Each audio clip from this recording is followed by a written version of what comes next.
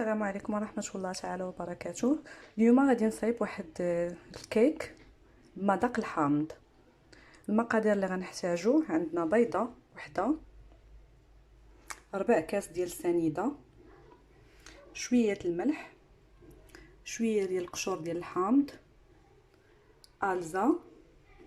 هنا بالنسبه للخميره ديال الحلوى غادي ندير غير النصف، 4 كاس ديال الزيت، 4 كاس ديال الحليب، وكاس لاروب ديال الطحين. اول حاجه غادي ناخذ بيضه،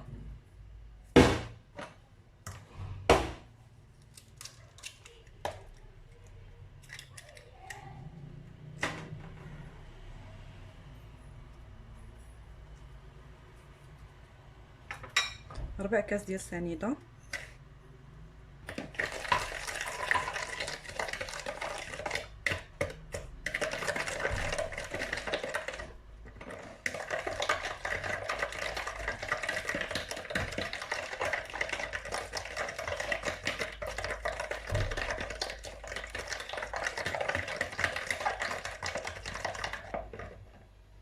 غادي نزيد شويه ديال الملح،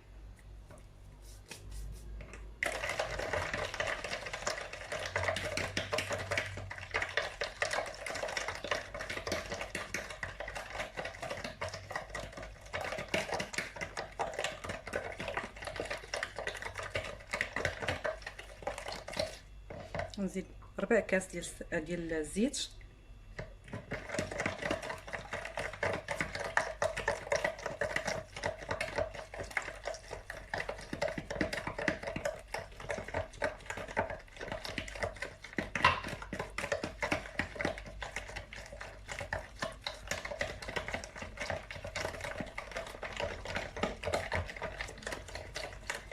ربع كاس ديال الحليب،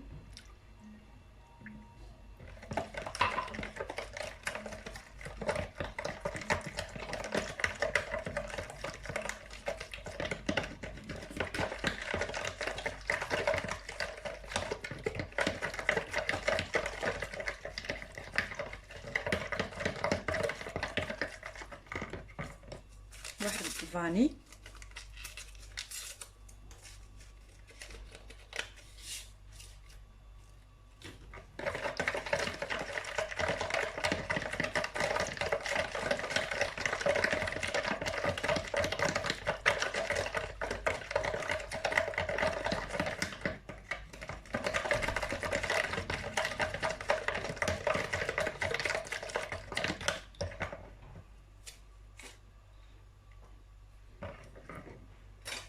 كاس لاروب ديال الطحين،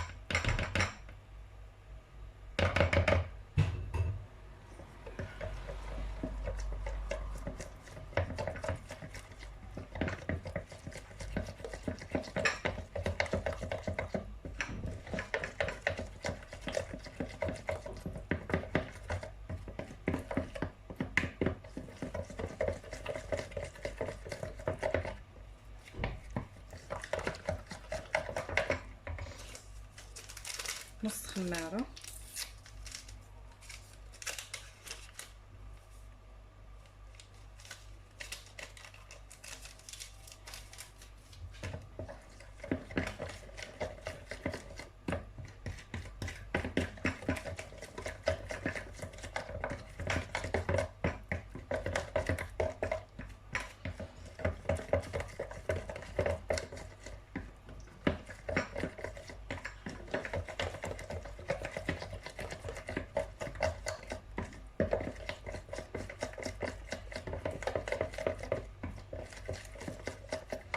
ونزيدو اخر حاجه هي القشور ديال الحامض.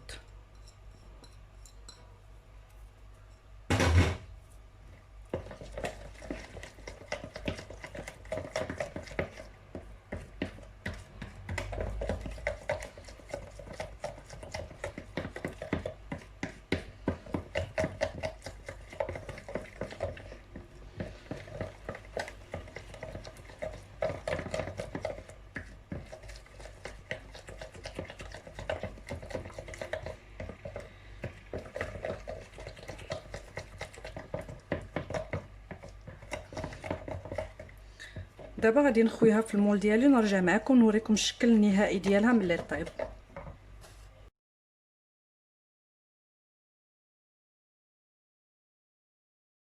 ومن بعد ما طابت هذا هو الشكل النهائي ديالها. اللي بغى يزوقها بشي حاجه من الفوق شوكولا ولا شي حاجه، انا غادي نخليها هكا عاديه. بالصحه والراحه.